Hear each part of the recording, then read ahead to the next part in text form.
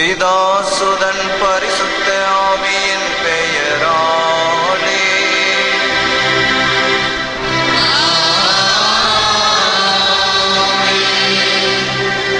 நம் ஆண்டவராகிய இயேசு கிறிஸ்துவின் அருளும் கடவுளின் அன்பும் பரிசுத்த ஆவியின் நட்புறவும் உங்கள் அனைவரோடும் இருப்பதாக.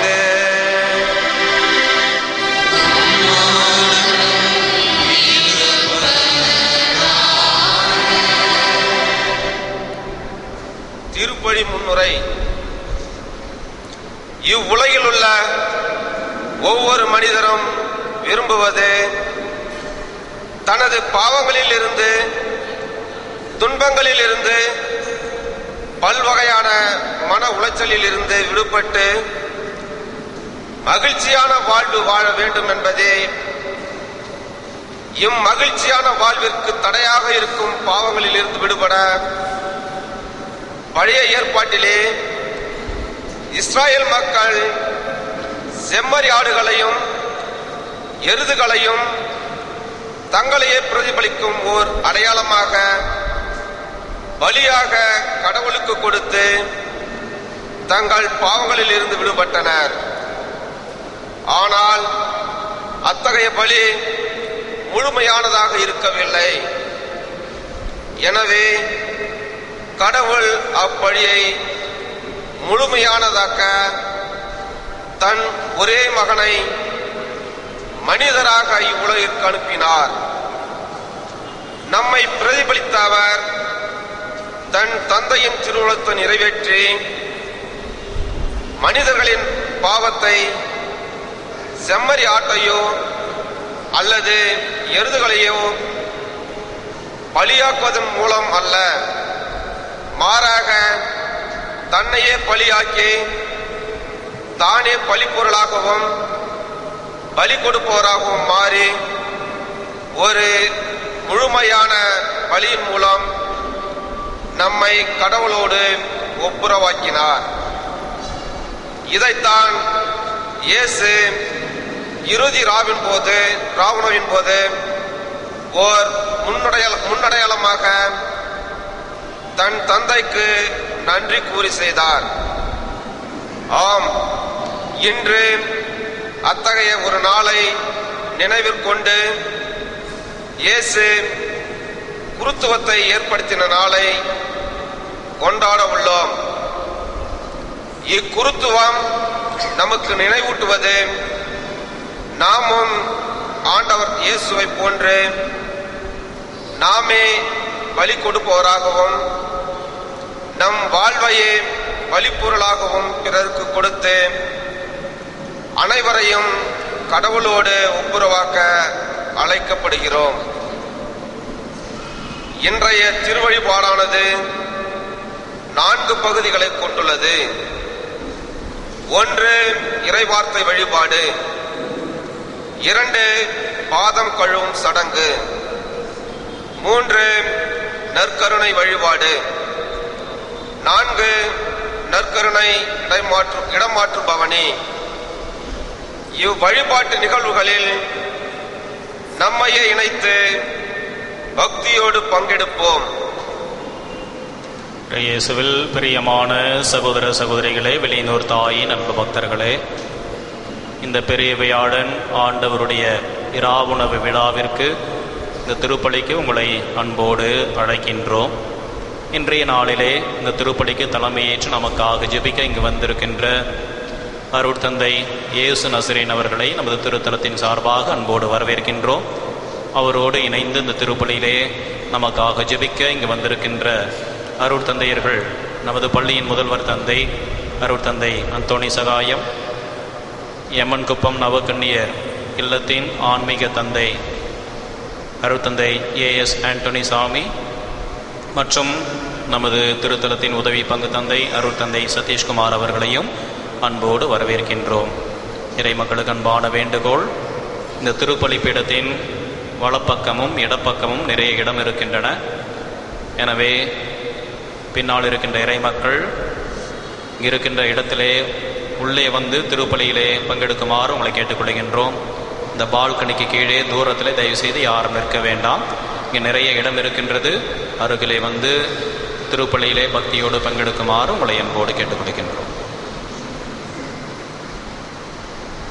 நோய்களை நீக்குவது மருத்துவம், பாவங்களை போக்குவது குருத்துவம். எனவே இந்த பாவங்களை போக்குவதற்காக ஒப்பற்ற தலைமை குரு இயேசு கிறிஸ்து தான் எல்லாருடைய பாவங்களையும் சுமந்து சிலுவையிலே நமக்காக கழுவாயாக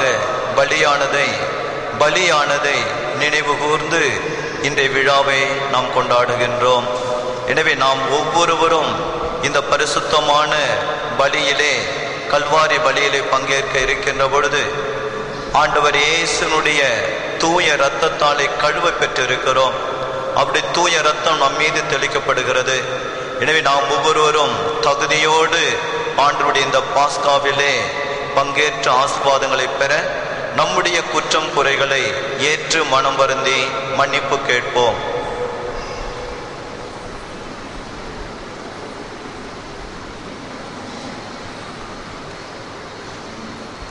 எல்லாம் வல்ல இறைவனிடமும் சகோதர சகோதரிகள் உங்களிடமும் நான் பாவித்து ஏற்றுக்கொள்கிறேன். ஏனெனில் சிந்தனையாலும் சொல்லாலும் செயலாலும் கடமையில் தவறியதாலும் பாவங்கள் பல செய்தேன். என் பாவமே என் பாவமே என் பெரும் பாவமே. ஆகையால் இப்பொழுதும் கன்னியான பரிசுத்த மரியாதையும் ஆனதூதர் புனிதர் அனைவரையும் சகோதர சகோதரிகள் உங்களையும் நம் தேவனாகிய ஆண்டவரிடம் எனக்காக வேண்டிக் கொள்ள மன்றாடுகிறேன். எல்லாம் வல்ல இறைவன் நம் மீது இரக்கம் வைத்து நம் பாவங்களை மன்னித்து நம்மை முடிவில்லா வாழ்வுக்கு அழைத்து செல்வாராக. ஆமென்.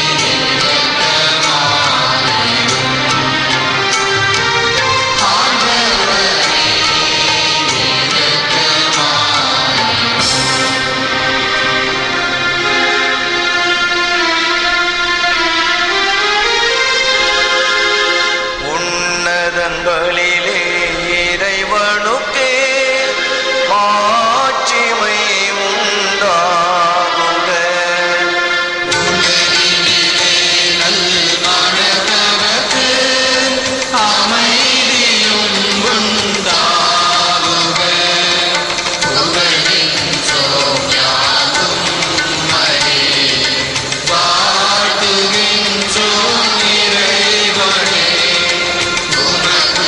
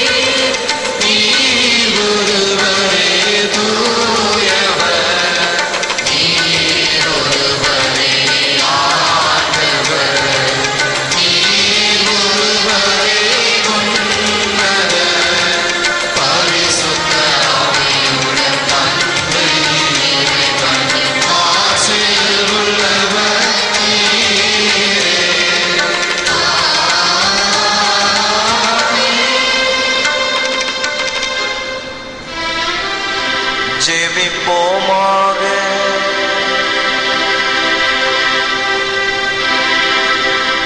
இறைவாவும் திருமகன் சாவுக்கு தம்மை கையளிக்கும் முன் உலகம் கண்டறியாத புதிய பலியையும் தம் அன்பின் விருந்தையும் இம்மாபெரும் ராவுணவில் திருச்சபைக்கு தந்தருளினார். இத்திரு உணவில் பங்கு கொள்ளும் நாங்கள் இத்துணை மேலான மறை நிகழ்ச்சியிலிருந்து நிறைவான அன்பையும் அருள் வாழ்வையும் பெற்றுக்கொள்ள செய்தருளும். உம்மோடு தூய ஆவியின் ஒன்றிப்பில் இறைவனாக என்றென்றும் வாழ்ந்து ஆட்சி செய்கின்ற எங்கள் ஆண்டவரும் உம் திருமகனுமாகிய இயேசு கிறிஸ்து வழியாக உம்மை மன்றாடுகிறோம்.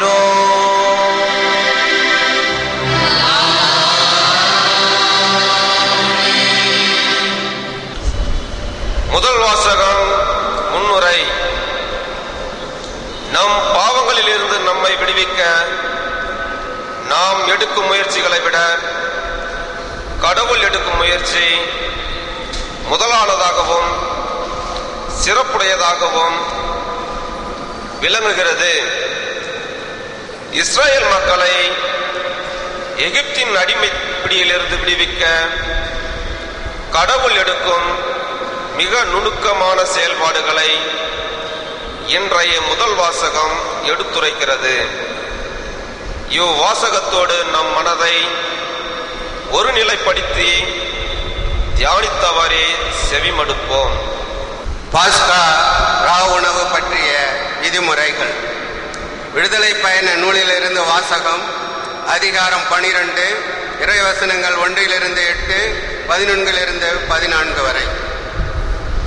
எகிப்து நாட்டில் ஆண்டவர் மோசேக்கும் ஆரோனுக்கும் பின்வருமாறு கூறினார். உங்களுக்கு மாதங்களில் தலையாயது இம்மாதமே. ஆண்டில் உங்களுக்கு முதல் மாதமும் இதுவே. இஸ்ரேல் மக்கள் கூட்டமைப்பு முழுவதற்கும் நீங்கள் அறிவியுங்கள். அவர்கள் இம்மாதம் 10ஆம் நாள் குடும்பத்துக்கு ஒரு ஆடு, வீட்டிற்கு ஒரு ஆடு என்று தேர்ந்து எடுத்துக் கொள்ளட்டும். ஓர் ஆட்டினை உண்ண ஒரு வீட்டில் போதிய ஆட்கள் இல்லையெனில் உண்போரின் எண்ணிக்கைக்கும் உண்ணும் அளவுக்கும் ஏற்ப அண்டை வீட்டாரை சேர்த்துக் கொள்ளட்டும். ஆடு குறைபாடற்றதாக, கிடாயாக, ஒரு வயது குட்டியாக இருக்க வேண்டும். தேர்ந்தெடுப்பது வெள்ளாடாகவோ செம்மறியாடாகவோ இருக்கலாம். இம்மாதம் 14ஆம் நாள் வரை அதை வைத்து பேணுங்கள். அந்நாள் மாலை மங்கும் வேளையில் இஸ்ரேல் மக்கள் கூட்டமைப்பின் அனைத்து சபையும் அதை வெட்ட வேண்டும். இரத்தத்தில் சிறிதளவு எடுத்து உண்ணும் வீடுகளின் 2 கதவு நிலைகளிலும் மேல் சட்டத்திலும் பூச வேண்டும். இறைச்சியை அந்த இரவிலேயே உண்ண வேண்டும். நெருப்பில் அதனை வாட்டி புளிப்பற்ற அப்பத்தோடும் கசப்பு கீரையோடும் உண்ண வேண்டும். நீங்கள் அதனை உண்ணும் முறையாவது இடையில் கச்சை கட்டி, கால்களில் காலணி அணிந்து, கைகளில் கோல் பிடித்து விரைவாக உண்ணுங்கள். இது ஆண்டவரின் பாஸ்கா. ஏனெனில் நான் இன்றிரவிலேயே எகிப்து நாடெங்கும் கடந்து சென்று எகிப்து நாட்டில் மனிதர் தொடங்கி விலங்கு வரை அனைத்து ஆண்பால் தலைப்பிறப்பையும் சாகடிப்பேன். எகிப்தின் தெய்வங்கள் அனைத்தின் மேலும் நான் தீர்ப்பிடுவேன். நானே ஆண்டவர். இரத்தம் நீங்கள் இருக்கும் வீடுகளில் உங்களுக்கு அடையாளமாக இருக்கும். நான் இரத்தத்தை கண்டு உங்களை கடந்து செல்வேன். எகிப்து நாட்டில் நான் அவர்களை சாகடிக்கும் போது கொல்லும் கொள்ளை நோய் எதுவும் உங்கள் மேல் வராது. இந்நாள் உங்களுக்கு ஒரு நினைவு நாளாக விளங்கும். இதனை ஆண்டவரின் விழாவாக நீங்கள் தலைமுறை தோறும் கொண்டாடுங்கள். இந்த விழா உங்களுக்கு நிலையான நியமமாக இருப்பதாக. இது ஆண்டவர் வழங்கும் அருள் வாக்கு.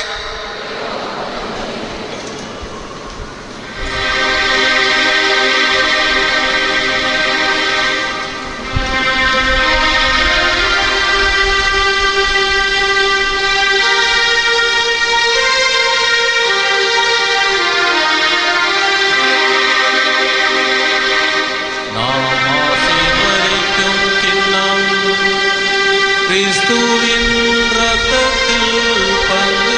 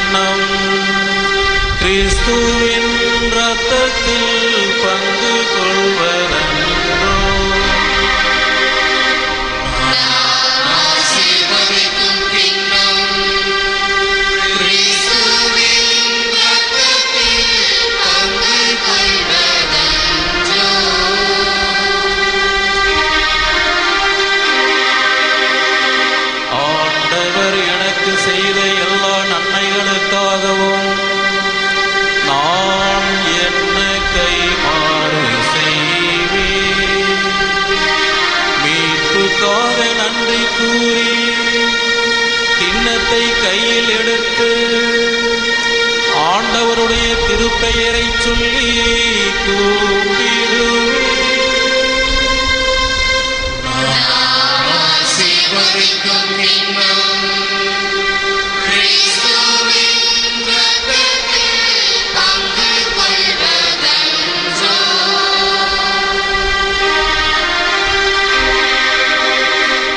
ஆண்டவர் தம் அடியாரின் மரணம் ஆண்டவருடைய பார்வையில் மிக மதிப்புக்குரியது. ஆண்டவரே உம் ஊழியன் நான் உம் அடியாரின் மகன் என் கட்டுகளை நீரவிழ்த்து விட்டீர். ஆசீர்வதிக்கும் கிண்ணம் கிறிஸ்துவின் இரத்தத்தில் பங்கு கொள்வதென்றோ. புகழ்ச்சி பலியை உமக்கு செலுத்துவேன். ஆண்டவருடைய திருப்பெயரை கூவி அழைப்பேன்.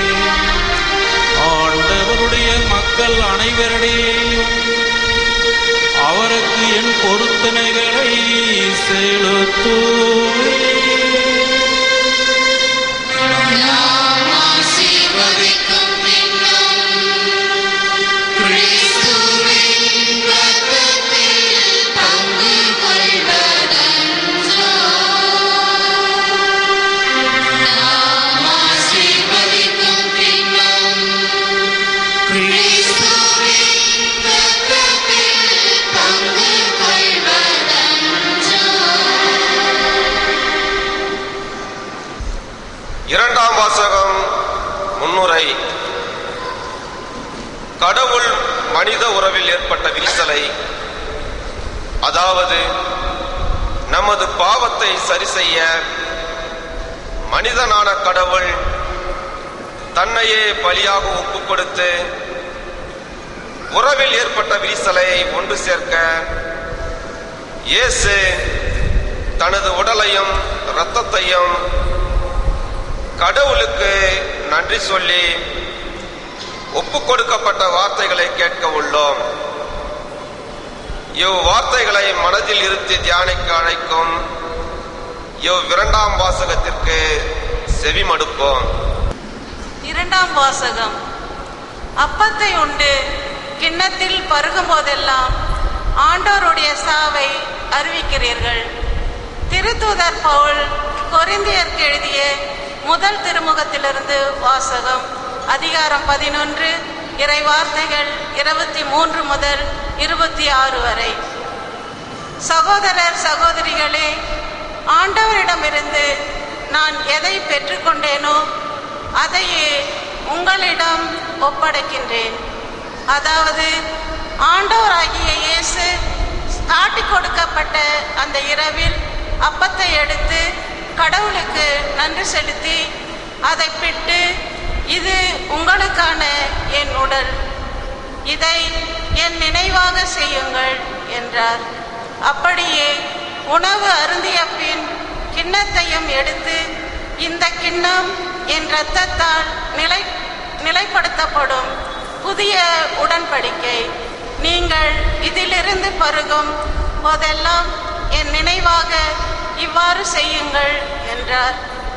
ஆதலால் நீங்கள் இந்த அப்பத்தை உண்டு கிண்ணத்திலிருந்து பருகும் போதெல்லாம் ஆண்டவருடைய சாவை அவர் வரும் வரை அறிவிக்கிறீர்கள். இது ஆண்டவர் வழங்கும் அருள்வாக்கு.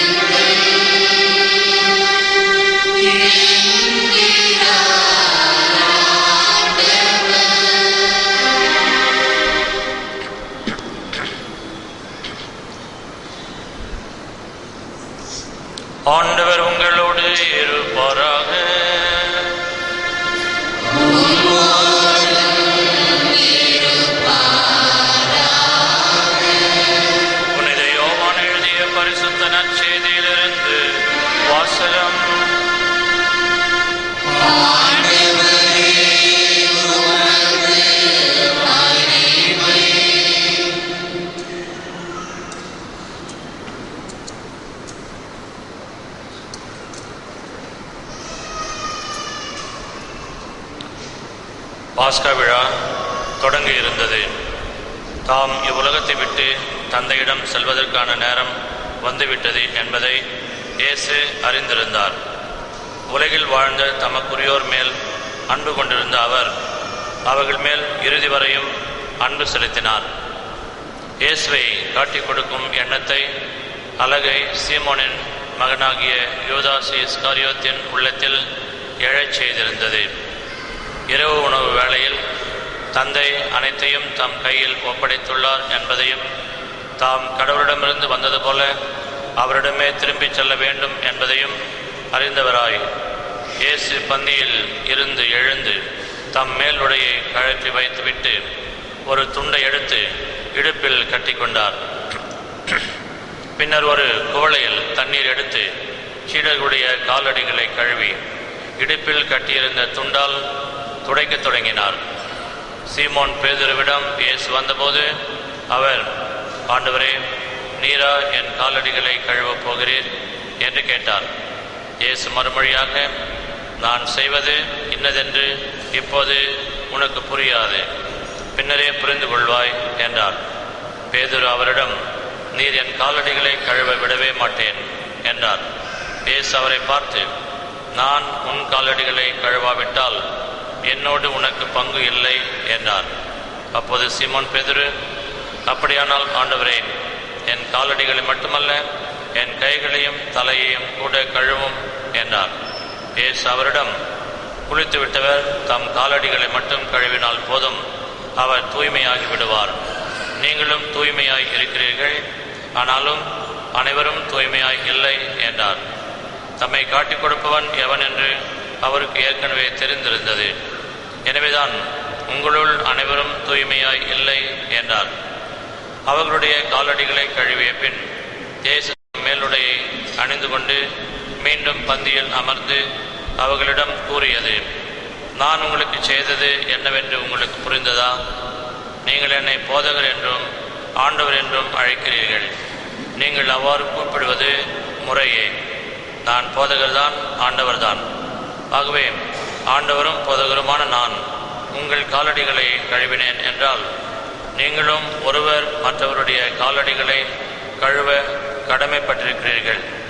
நான் செய்தது போல நீங்களும் செய்யுமாறு நான் உங்களுக்கு முன்மாதிரி காட்டினேன் என்றார்.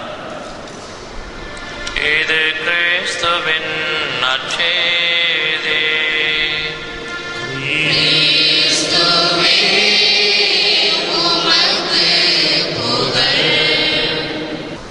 இயேசுவில் அன்புமிக்க சகோதர சகோதரிகளே, பெற்றோர்களே, பெரியோர்களே, இன்றைய தினம் ஆண்டவனுடைய ராவுணவு திருவிழாவை நாம் சிறப்பித்துக் கொண்டிருக்கின்றோம். இந்த திருவிழாவினுடைய விழா நாயகர்கள், கதாநாயகர்கள் இந்த பலிபீடத்தில் அமர்ந்திருக்கின்ற குருக்கள். எனவே இந்த குருக்கள் இன்றைய தினம் தங்களுடைய இந்த குருத்துவ நாளை சிறப்பிக்கின்றவர்களாக இருக்கின்றார்கள். எனவே இங்கே குழுமை இருக்கின்ற நாம் ஒவ்வொருவரும் இயேசுவின் குருத்துவத்தில் பங்கெடுத்துக் கொண்டிருக்கின்ற நம்முடைய குருக்களை வாழ்த்துகின்ற வண்ணமாக கைகளை தட்டி ஆர்ப்பரித்து அவர்களுக்கு வாழ்த்து கூறுவோம்.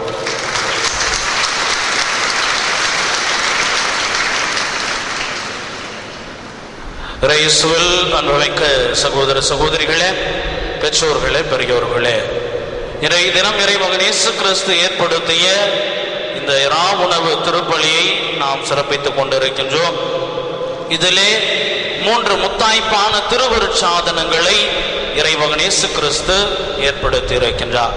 தந்தையவர்கள் ஏற்கனவே அறிவித்தது போன்று நற்கருணையையும் குருத்துவத்தையும் ஒப்புரவு அருட்சாதனத்தையும் இறைமகன் இயேசு கிறிஸ்து இந்த ஒற்றை நாளில் 3 திருவருட்சாதனங்களை ஏற்படுத்தி நாம் ஒவ்வொருவரும் இந்த திருவருட்சாதனத்தின் வழியாக அவரோடு உறவு கொள்ளவும், அவரை நெருங்கி வரவும், அவருடைய பலியில் பங்கெடுக்கவும் நமக்கு அழைப்பு கொடுக்கின்றார்.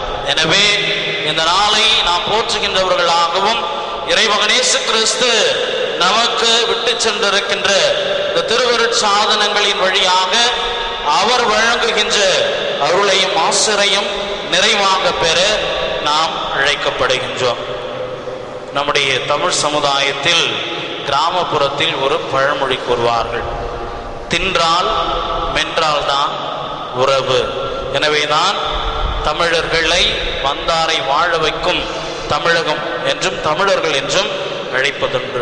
இந்த உறவு நிலை என்பது அந்த உணவில் வெளிப்படுவதாக இருக்கின்றது. எனவேதான் இறைமகன் இயேசு கிறிஸ்து திருச்சபையின் ஊற்றும் உற்சவமாக இந்த நற்கருணையை அன்றாடம் நாம் உட்கொள்கின்ற உணவின் அடையாளமாக ஏற்படுத்தி இருக்கின்றார்.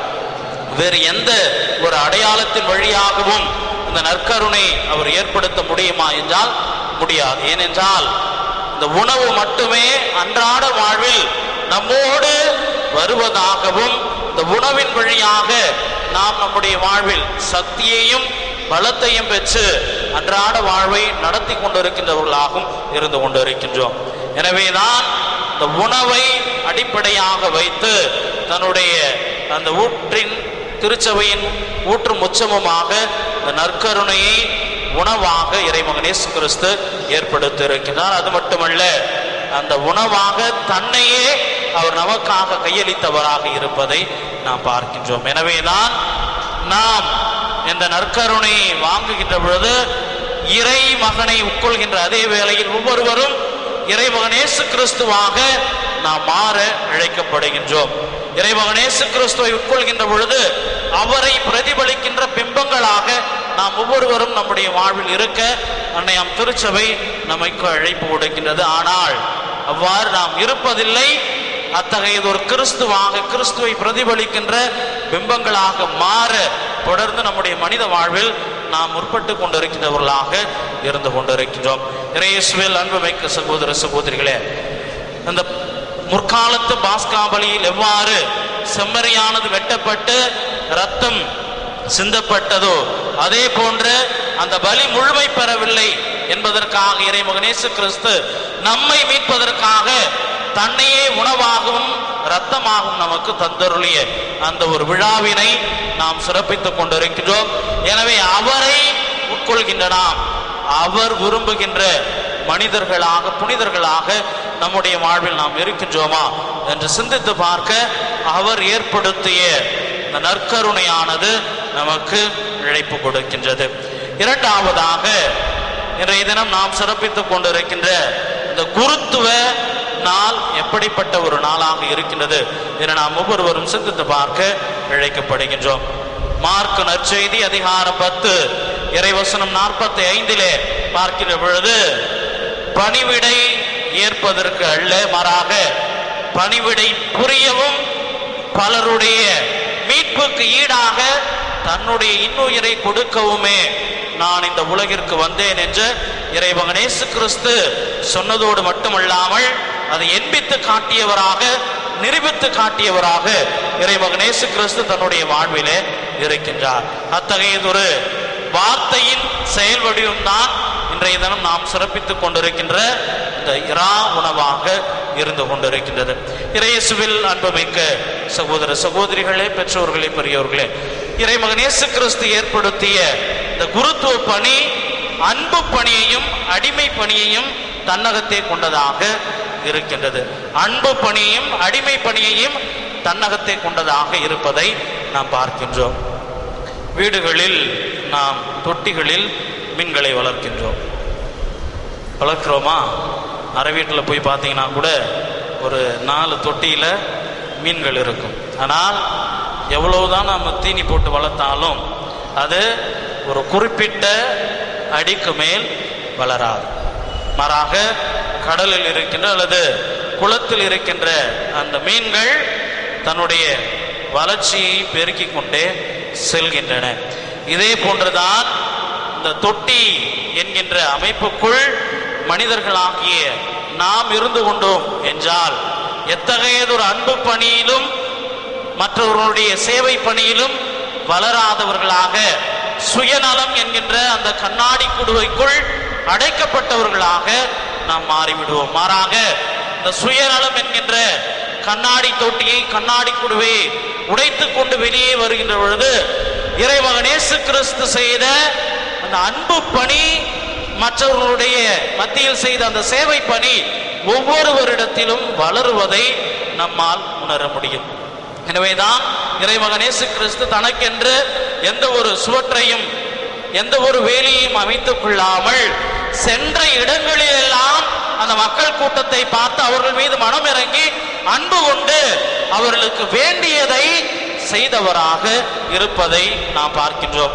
அன்னை தெரேசா கூட தன்னுடைய வாழ்விலே இவ்வாறு கூறுகின்ற பொழுது, அன்பு பணி பிறநல சேவை பணியை செய்கின்றவர்கள் ஒரே இடத்தில் அமர்ந்து கொண்டிருந்தால் அது வேலைக்காகாது. மாறாக இறைமகன் இயேசு கிறிஸ்துவை போன்று யார் யாரெல்லாம் இந்த அன்புக்காக ஏங்குகின்றார்களோ, பிறநல சேவைக்காக ஏங்குகின்றார்களோ, அவர்கள் மத்தியில் இறைமகன் இயேசு கிறிஸ்துவை போன்று இந்த பணியை செய்கின்ற பொழுது இறைமகன் இயேசு கிறிஸ்துவை பிரதிபலிக்கின்றவர்களாக நம்முடைய வாழ்வில் இருப்பவர்களாக மட்டுமில்லாமல் அன்புக்காக இயங்குகின்றவர்கள் முழுமையான அன்பை பெறுகின்றவர்களாக தங்களுடைய வாழ்விலே இருப்பார்கள் என்று அன்னை தெரேசா கூறுகின்றார்கள்.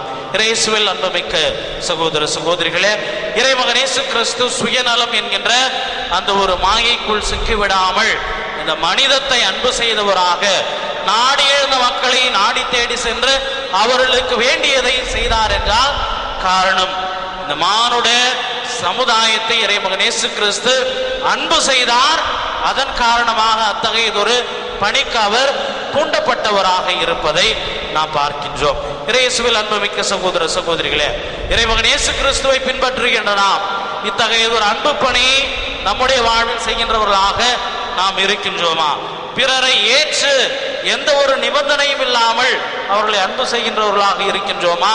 அல்லது மனித பலவீனத்தால் நிபந்தனை விதித்து நாம் அன்பு செய்கின்றவர்களாக இருக்கின்றோமா என்று நாம் சிந்தித்து பார்ப்போம். இறைமகன் இயேசு கிறிஸ்து எந்த ஒரு நிபந்தனையும் இல்லாமல் அப்படியே அவர்களை இருந்த நிலையில் ஏற்றுக்கொண்டவராக, வாரி அணைத்தவராக, அன்பு செய்தவராக இருக்கின்றார். எனவே நமக்கு வழிகாட்டியாக இருக்கின்ற அந்த தலைமகன் இறைமகன் இயேசு கிறிஸ்துவை பின்பற்றி நாமும் இத்தகைய ஒரு அன்பு பணிகளில் ஈடுபட இந்த குருத்துவம் நமக்கு அழைப்பு கொடுக்கின்றது.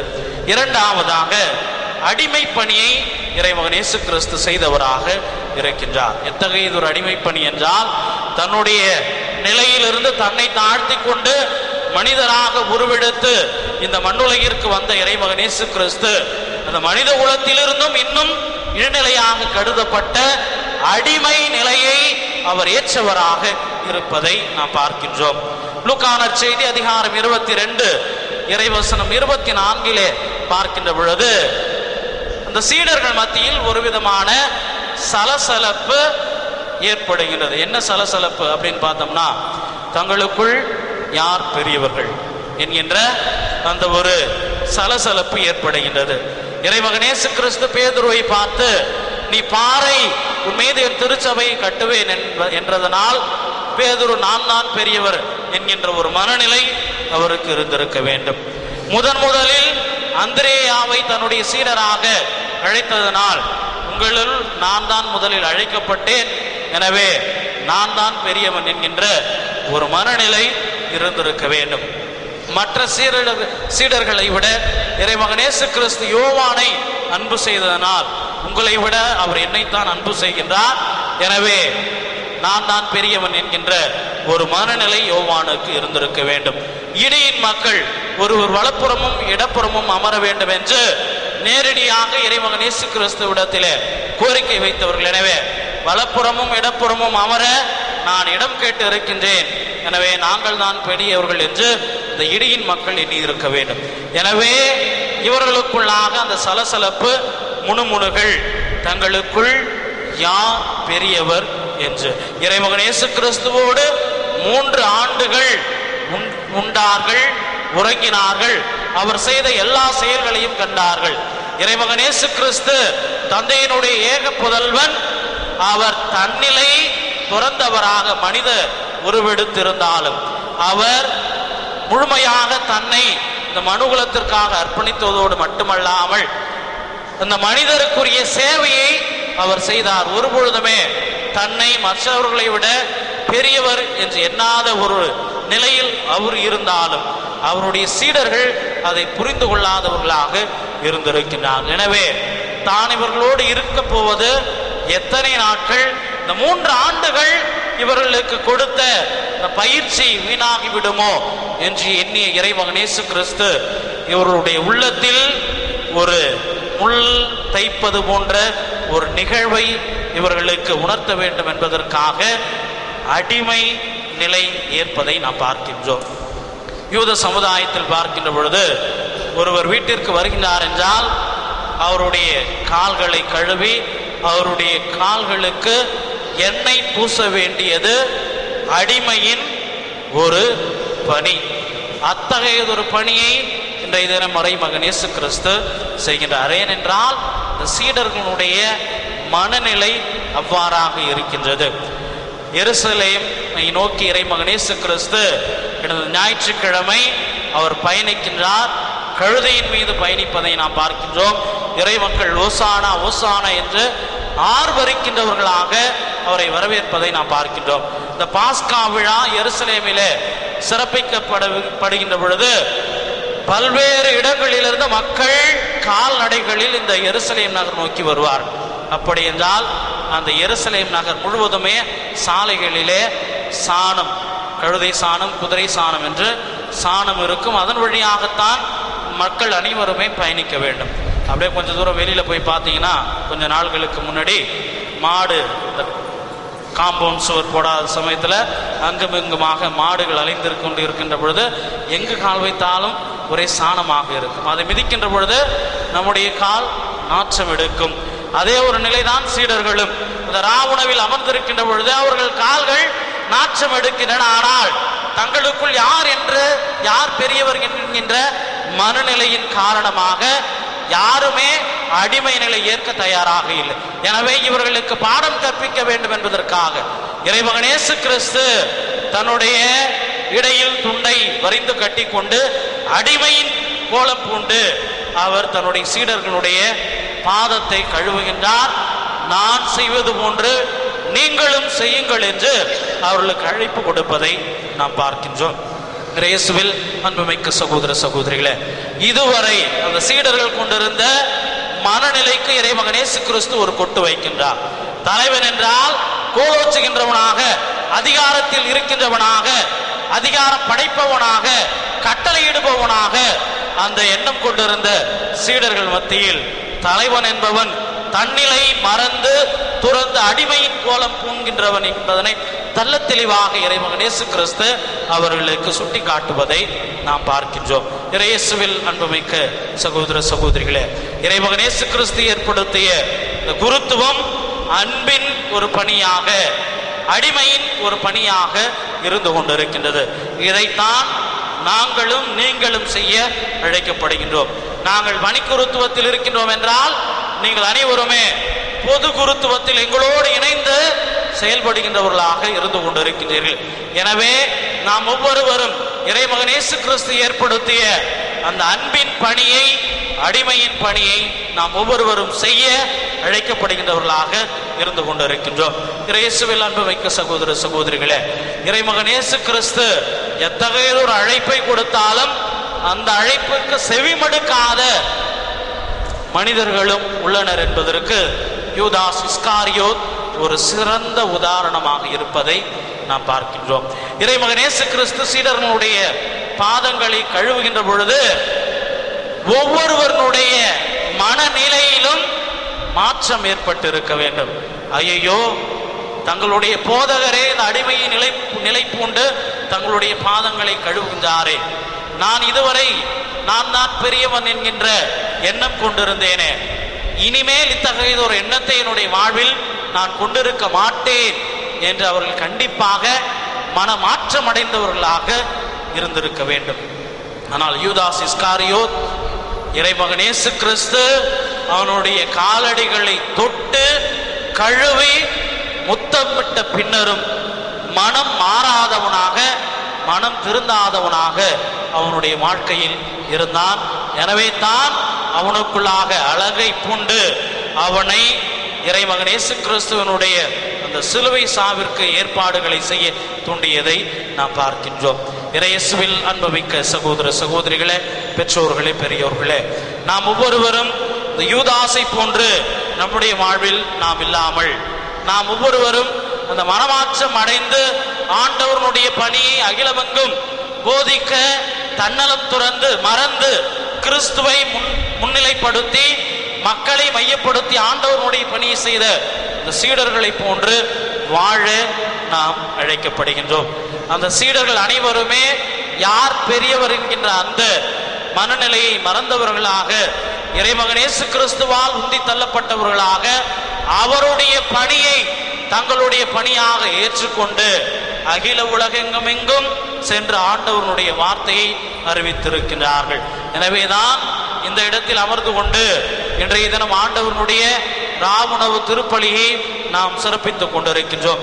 எனவே இயேசுவில் அன்புமிக்க சகோதர சகோதரிகளே, பெற்றோர்களே, பெரியோர்களே, இறைமகன் இயேசு கிறிஸ்து விட்டு சென்ற அந்த அன்பு பணியையும் அடிமை பணியையும் நாம் நமதாக்குகின்ற பொழுது அவர் எத்தகையதொரு மாற்றத்தை, கனவு இறையரசை இந்த மண்ணுலகத்தில் கட்டி எழுப்ப விரும்பினாரோ அதை நாம் முழுமையாக கட்டி எழுப்புகின்றவர்களாக நம்முடைய வாழ்வில் இருப்போம். எனவே அத்தகையதொரு வரத்தை இறைவன் இந்த பலியின் வழியாக நம் ஒவ்வொருவருக்கும் தர வேண்டும்.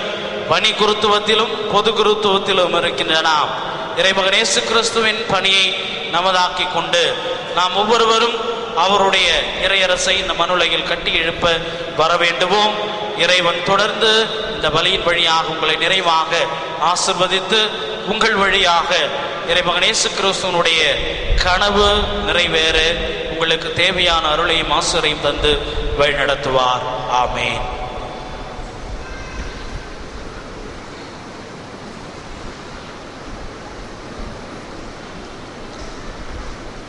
பாதம் கழுவும் சடங்கு.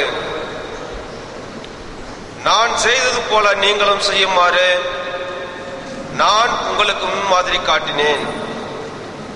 இயேசு மனிதராக பிறந்து இறந்தார் என்பது மட்டும் நம் கிறிஸ்துவ பணி வாழ்வின் அடிப்படை அன்று. மாறாக எவ்வாறு ஒருவர் தன்னை தாழ்த்தி பிறருக்கு பணி செய்ய வேண்டும் என இயேசுவின் செயல்பாடும் கிறிஸ்துவ பணி வாழ்வின் அடிப்படைகளில் ஒன்று. பெரும் அரும் செயல்களை செய்துவிட்டு நான் உங்களுக்கு முன்மாதிரி என்று இயேசு சொல்லவில்லை. மாறாக தாழ்ச்சியின் உள்ளம் கொண்டு தன் சீடர்களின் பாதங்களை கழுவிவிட்டு நான் செய்தது போல நீங்களும் செய்யுங்கள் என்று கூறினார். ஆம், கிறிஸ்துவ பணி வாழ்வின் மையம் தாழ்ச்சி. எப்பொழுது தாழ்ச்சியோடு நாம் பிறருக்கு உதவ முன் வருகிறோமோ அப்பொழுது கிறிஸ்துவ பணி வாழ்வின் அர்த்தத்தை நமதாக்குகிறோம். கிறிஸ்துவை அடிப்படையாக கொண்டு தாழ்ச்சியோடும் இரக்கத்தோடும் செய்யப்படும் ஒவ்வொரு செயலிலும் நாம் இறைவனை காண்கிறோம். நம் தாழ்ச்சி ஆண்டவரை நோக்கி வைக்கப்பட்ட ஏணிக்கு சமம்.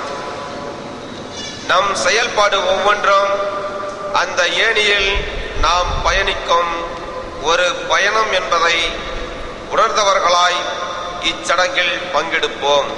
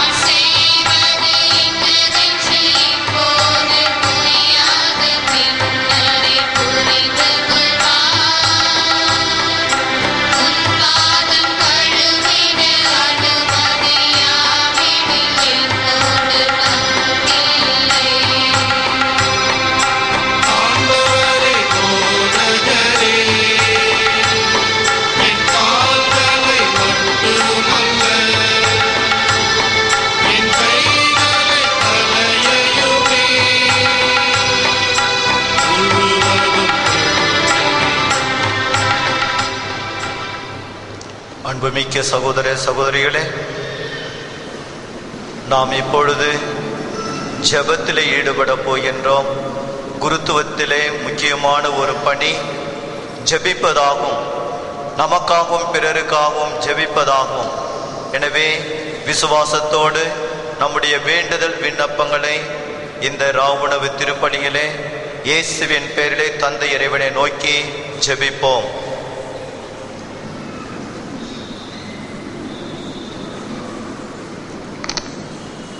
பின்வரும் மன்றாட்டுகளுக்கு ஆண்டவரே எங்கள் மன்றாட்டை கேட்டருளும் என்று பதில் கூறுவோம். என்றென்றும் குருவாகிய இயேசுவே, குருத்துவத்தை ஏற்படுத்திய புனித பலியிலே எமது திருச்சபையை தலைமையேற்று வழிநடத்தும் திருத்தந்தை மற்றும் அனைத்து ஆயர்கள், குருக்கள் அருள் பொழிவுக்கு அழைத்தமைக்கு நன்றி கூறுகிறோம். இன்றைய நாளில் உமது வல்லமையால் இவர்களை நிரப்பிட இறைவா உம்மை மன்றாடுகிறோம். பாதங்களை கழுவி உம்மை முழுமையாக தாழ்த்தி கொண்டவரே, நாங்களும் உம்மை போல எங்களை முழுமையாக தாழ்த்தி பிறரன்பு பணிகளில் ஈடுபாடு கொண்டு உமக்கு சான்று பகர இறைவா உம்மை மன்றாடுகிறோம். அழியாத உறவாய் நற்கருணையில் வாழ்பவரே, உமது உடனிருப்பை உணர்ந்து அன்றாட உம்மை உண்டு உம்மோடு உறவாட உரையாடி புது வாழ்வை பெற்றுக்கொள்ள இறைவா உம்மை மன்றாடுகிறோம். வாழ்வழிக்க வந்தவரே, உமது அன்பால் வாழ்வை பெற்றுக்கொண்ட நாங்கள் உம்மை போல பிறருக்கு வாழ்வை தந்திடும் மக்களினமாக மாறும் வரமருள இறைவா உம்மை மன்றாடுகிறோம்.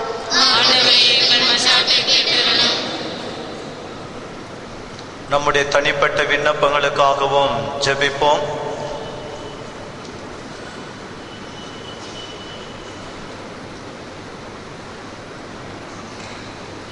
பரிசுத்த தந்தையே, நன்றி செலுத்துகிறோம்.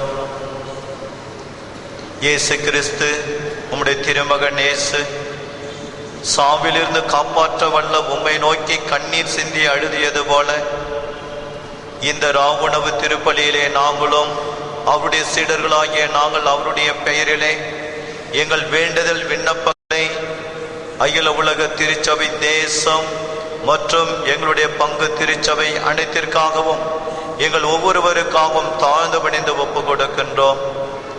எனவே இன்னும் எண்ணற்றவர்கள் எங்களுடைய ஜெபம் தேவைப்படுபவர்களையும் இன்னும் யார் யாருக்காக நாங்கள் ஜெபிக்க கடமைப்பட்டிருக்கிறோமோ ஒவ்வொருவர்களையும் அவருடைய தேவைகளையும் ஒப்பு கொடுக்கின்றோம். ஏற்று ஆசீர்வதித்து தந்திரள வேண்டும் என்று எங்கள் ஆண்டவர் கிறிஸ்து வழியாகவே உம்மை மன்றாடுகிறோம். அன்பே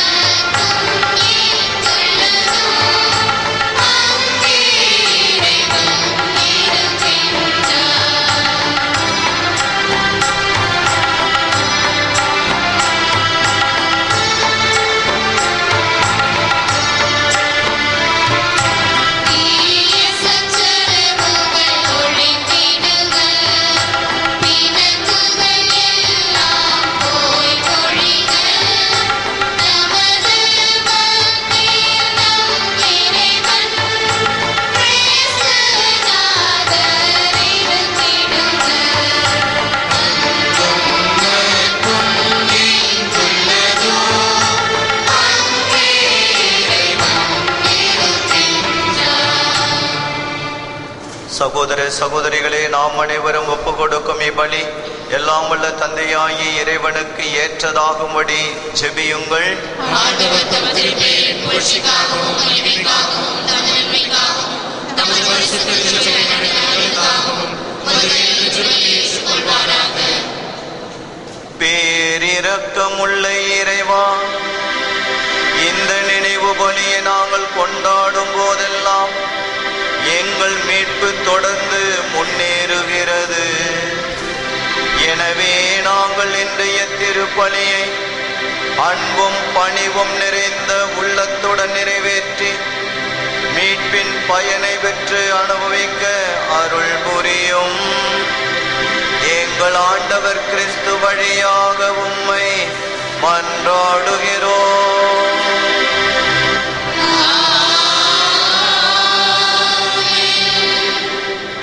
ஆண்டவர் உங்களோடு இருப்பாராக.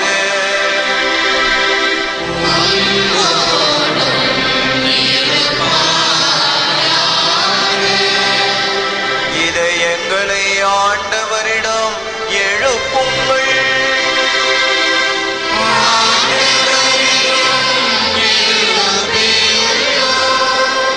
நம் இறைவனாகிய ஆண்டவருக்கு நன்றி கூறுவோம்.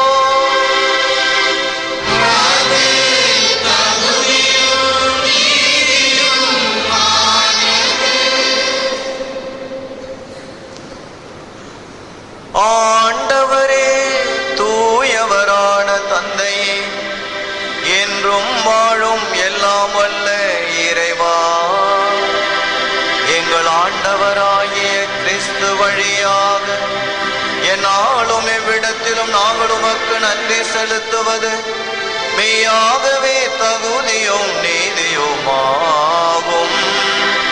எங்கள் கடமையும் மீட்புக்குரிய செயலுமாகும். என்றும் வாழும் மெய்யான குருவாகி அவர் நிறையான பலிமுறையை ஏற்படுத்தி மீட்பளிக்கும் பலிபொருளாக முதல் தம்மையே உமக்கு ஒப்பு கொடுத்து தம் நினைவாக நாங்களும் பலி செலுத்த வேண்டும் என்று கற்பித்தார். எங்களுக்காக பலியான அவருடைய திருவுடலை உண்ணும் போதெல்லாம் நாங்கள் திடமடைகின்றோம். அவர் எங்களுக்காக சிந்தின திரு ரத்தத்தை பருகும் போதெல்லாம் நாங்கள் கழுவப்படுகின்றோம்.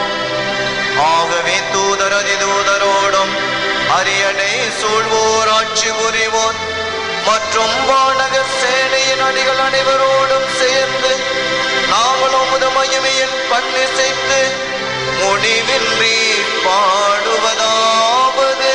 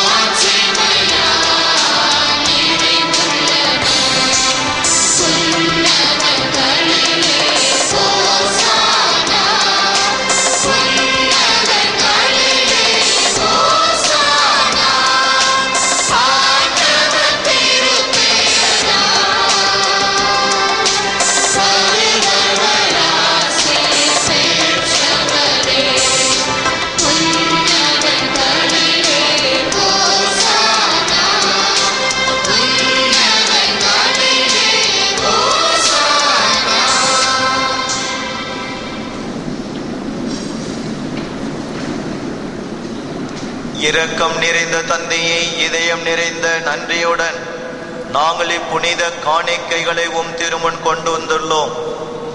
இவற்றை உமக்கு உகந்த பலிபொருளாக நீர் ஏற்று ஆசீர்வதித்தருள திருமகனும் எங்கள் ஆண்டவருமான இயேசு கிறிஸ்து வழியாக உம்மை வேண்டுகிறோம்.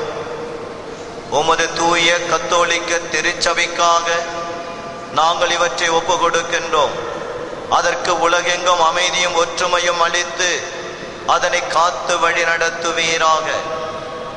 உமது அடியாராகிய எங்கள் திருத்தந்தை பிரான்சிஸுக்காகவும் எங்கள் பேராயர் ஆனந்தராயர் ஆண்டகைக்காகவும் அப்போஸ்தலிக்க கத்தோலிக்க விசுவாசத்தை கடைபிடித்து போதிப்பவர் அனைவருக்காகவும் இக்காணிக்கைகளை உமக்கு ஒப்பு கொடுக்கின்றோம். இறைவா, உமக்கள் எல்லாரையும் சிறப்பாக இன்று யாருக்காக மன்றாடுகிறோமோ அவர்களையும் நினைவு கூர்ந்தருளும். இங்கே கூடியிருக்கும் எங்களையும் நினைவு கூர்ந்தருளும். எங்கள் விசுவாசத்தையும் அர்ப்பணத்தையும் நீர் அறிவீர். எங்களுக்காகவும் எம்மவருக்காகவும் புகழ்ச்சி பலியை உமக்கு ஒப்பு கொடுக்கிறோம். உயிருள்ள மெய்யான என்றும் வாழும் இறைவா, எங்கள் ஈடேற்றத்திற்காகவும் நாங்கள் எதிர்பார்க்கும் தீங்கற்ற நல்வாழ்வுக்காகவும் எங்கள் வேண்டுதலை செலுத்துகின்றோம். புனிதர் அனைவருடனும் உறவு கொண்டுள்ள நாங்கள் எங்கள் ஆண்டவராகிய கிறிஸ்து வழியாக எங்களுக்காக கையளிக்கப்பட்ட புனிதமிக்க இந்த நாளை கொண்டாடுகின்றோம். முதல் இறைவனும் எங்கள் ஆண்டவருமாகிய அந்த இயேசு கிறிஸ்துவின் தாயும் என்றும் கன்னியான மாட்சிமிக்க மரியாதையும் அவருடைய கணவரான புனித சூசையப்பரையும் உம்முடைய அப்போஸ்தலரும் புனிதருமான ராயப்பர், சின்னப்பர், அந்திரேயா மற்றும் புனிதர்கள் எல்லாரையும் வணக்கத்துடன் நினைவு கூறுகின்றோம். இவர்களுடைய பேர் பலன்களினாலும் வேண்டுதலினாலும் நாங்கள் யாவற்றிலும் உமது உதவியை பெற்று காக்கப்படுமாறு அருள் புரியும். ஆகவே இறைவா, உமது ஊழியராகிய நாங்களும் உமது குடும்பம் முழுவதும் உமக்கு ஒப்பு கொடுக்கும் இந்த காணிக்கையை மனமுவந்து ஏற்றருளும். எங்கள் ஆண்டவராகிய கிறிஸ்து தமது உடலையும் இரத்தத்தையும் நம்முடைய சீடர்களுக்கு கையளித்து அவற்றின் மறைபொருளை கொண்டாடுமாறு பணித்த இந்த நாளில் இந்த காணிக்கையை ஒப்பு கொடுக்கின்றோம். வாழ்நாளெல்லாம் எங்களுக்கு உமது அமைதியை தந்து முடிவில்லா அழிவிலிருந்து எங்களை காத்து நீர் தேர்ந்து கொண்டவர்களின் கூட்டத்தில் சேர்த்தருளும்.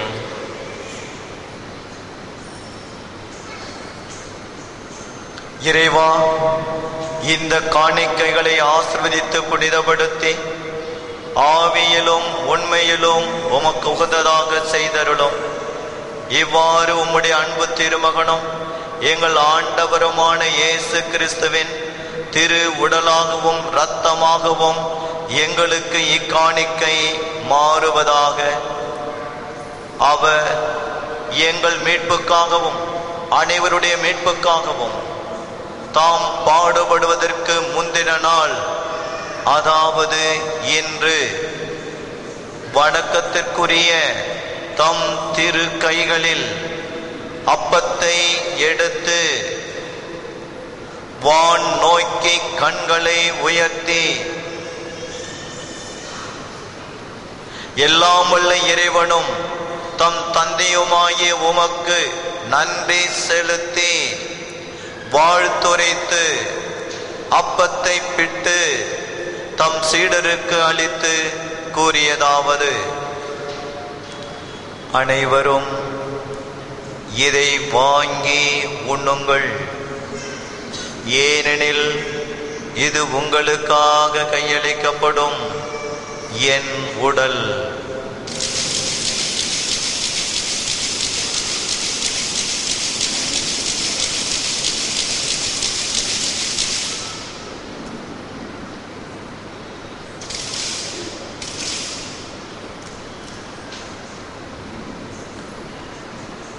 அவ்வண்ணமே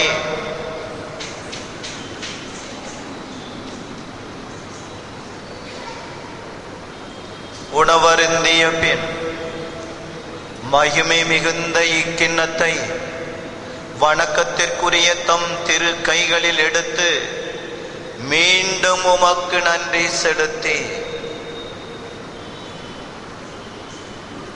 வாழ்த்துரைத்து தம் சீடருக்கு அளித்து கூறியதாவது: அனைவரும் இதை வாங்கி பருகுங்கள், ஏனெனில் இது புதிய நித்திய உடன்படிக்கைக்கான என் இரத்தம். இது பாவ மன்னிப்புக்கென்று உங்களுக்காகவும் எல்லாருக்காகவும் சிந்தப்படும். இதை என் நினைவாக செய்யுங்கள்.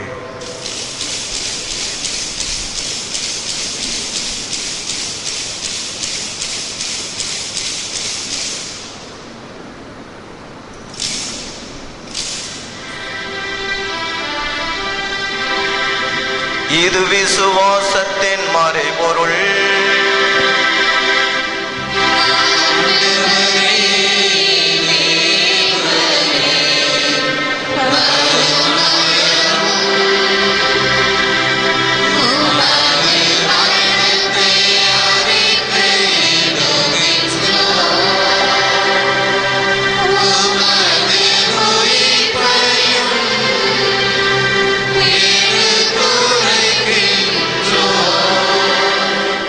ஆகவே இறைவாவும் திருமகனும் எங்கள் ஆண்டவருமாகிய கிறிஸ்து பாடுபட்டதையும் இறந்தோரிடமிருந்து உயிர் தெழுந்ததையும் மாட்சியுடன் விண்ணகம் சென்றதையும் ஊழியராகிய நாங்களும் உம்முடைய புனித மக்களும் நினைவு கூர்கின்றோம். நீர் எங்களுக்கு அளித்துள்ள கொடைகளிலிருந்து முடிவில்லா வாழ்வு தரும் புனித அப்பத்தையும் நிலையான மீட்பளிக்கும் கிண்ணத்தையும் தூய புனித மாசற்ற பலியாக மாட்சிமை மிக்க உமக்கு நாங்கள் ஒப்பு கொடுக்கின்றோம். இவற்றை இரக்கத்துடனும் கனிவுடனும் கண்ணோக்கி அருளும். நீதிமானாகிய உம்முடைய ஊழியன் ஆபேலின் காணிக்கைகளையும் எங்கள் முதுபெரும் தந்தை ஆபிரகாமின் பலியையும் உம்முடைய தலைமை குரு மெல்கிசதேக்கு அளித்த காணிக்கைகளையும் நீர் ஏற்றுக்கொண்டது போல இவற்றை புனித பலியாகவும் மாசற்ற பலிபொருளாகவும் ஏற்றருளும். எல்லாம் வல்ல இறைவா, உம்முடைய வானதூத இக்காணிக்கைகளை உமது விண்ணக பீடத்திற்கு எடுத்துச் செல்ல வேண்டுமென உமை தாழ்மையுடன் மன்றாடுகிறோம். உம்முடைய மகனின் திரு உடலையும் இரத்தத்தையும் இப்பீடத்திலிருந்து பெறுகின்ற நாங்கள் அனைவரும் எல்லோரும் சிலுவை அடையாளம் வரைந்து கொள்வோம். எல்லா விண்ணக ஆசியையும் அருளையும் நிறைய பெற்றுக்கொள்ள செய்தருளும்.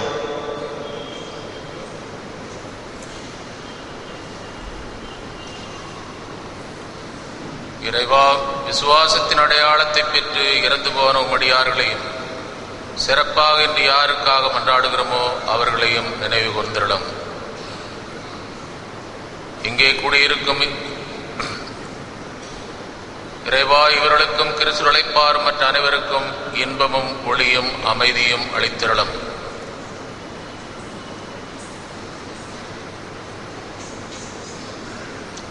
பாவிகளாகி நாங்களும் உமது பேரிரக்கத்தை நம்பியிருக்கின்றோம்.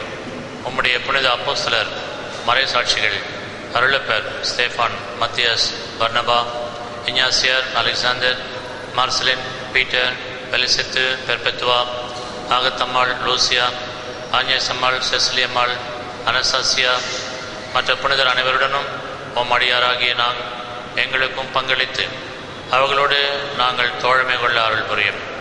எங்கள் தகுதியின்மையை பாராமல் எங்களை மன்னித்து புனிதரின் அவையில் இடமளிக்குமாறு எங்கள் ஆண்டவராகிய கிறிஸ்து வழியாக உம்மை வேண்டுகிறோம்.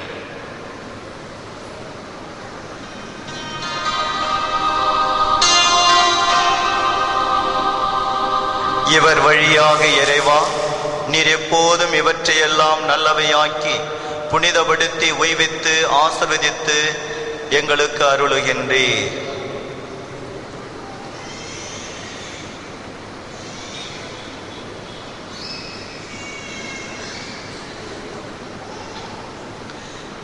இவர் வழியாக இவரோடு இவரில் எல்லாம் வல்ல இறைவனாகிய தந்தையே, தூய ஆவியின் ஒன்றிப்பில் எல்லா புகழும் மாட்சியும் என்றென்றும் உமக்கு உரியதே.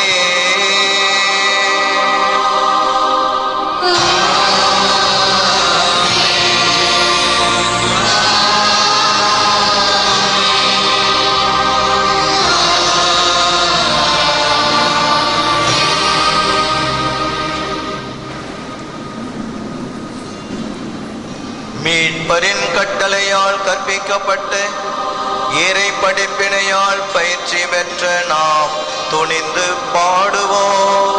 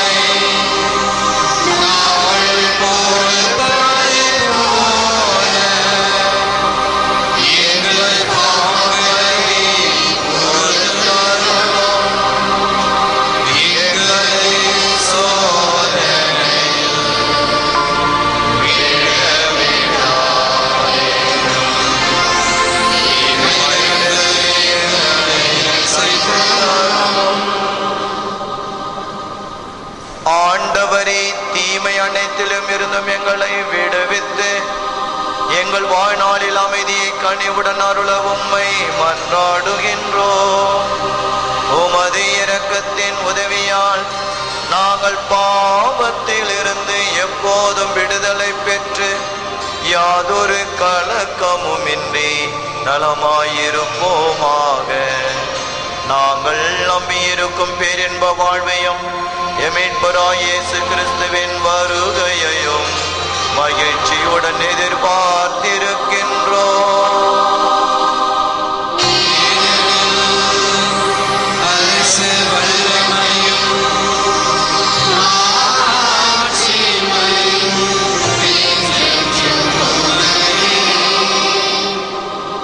ஆண்டவராய் இயேசு கிறிஸ்துவே, அமைதியை உங்களுக்கு விட்டுச் செல்கிறேன், என் அமைதியையே உங்களுக்கு அளிக்கிறேன் என்று உம் அப்போஸ்தலர்களுக்கு மொழிந்தீரே. எங்கள் பாவங்களை பாராமல் உமது திருச்சபையின் விசுவாசத்தையே கண்ணோக்கி எங்களுக்கு அமைதியையும் ஒற்றுமையையும் தந்தருள திருவுளம் கொள்வீராக. என்றென்றும் வாழ்ந்து ஆட்சி செய்கின்றவர் நீரே. ஆண்டவருடைய சமாதானம் உங்களோடு என்றும் இருப்பதாக.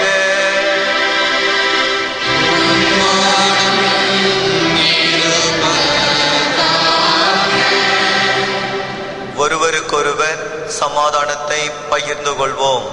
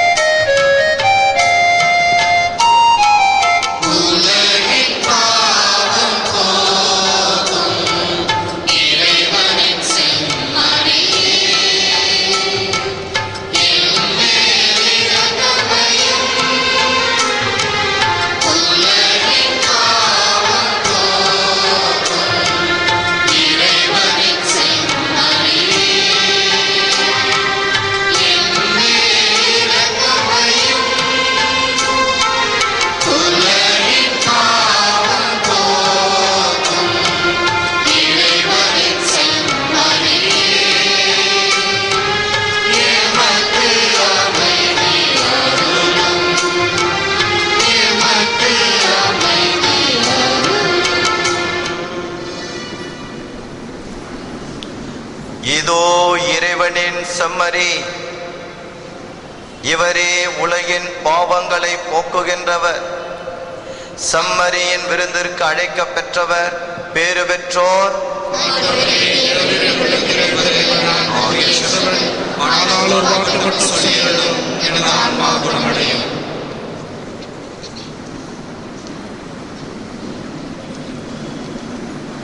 பார்த்தவர்களே, தகுதி வாய்ந்த கத்தோலிக்க கிறிஸ்தவர்கள் இந்த நற்கருணையை பெற்றுக்கொள்ள உங்களை அன்போடு அழைக்கின்றோம்.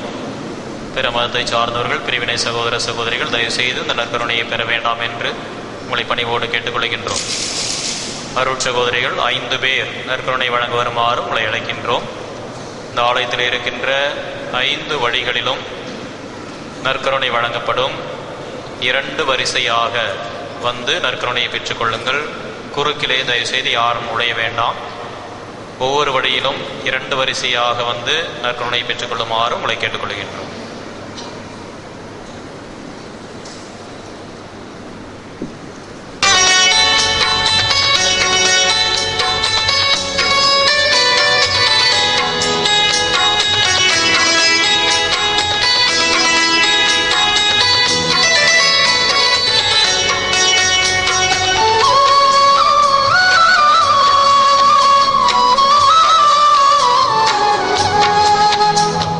Oh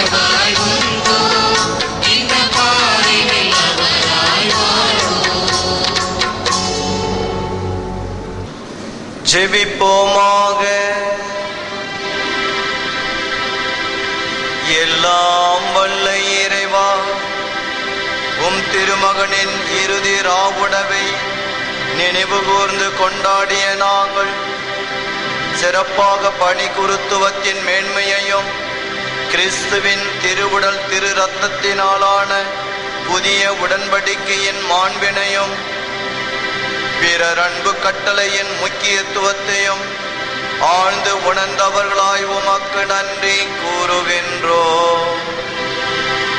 எங்கள் மீட்புக்காக தம்மையை கையளித்தவும் திருமகனைப் போல நாங்களும் எங்கள் சகோதரர் சகோதரிகளின் நல்வாழ்வுக்காக எங்களையே தொடர்ந்து கையளித்திட அருள் புரியும். எங்கள் ஆண்டவர் கிறிஸ்து வழியாக உம்மை மன்றாடுகிறோம்.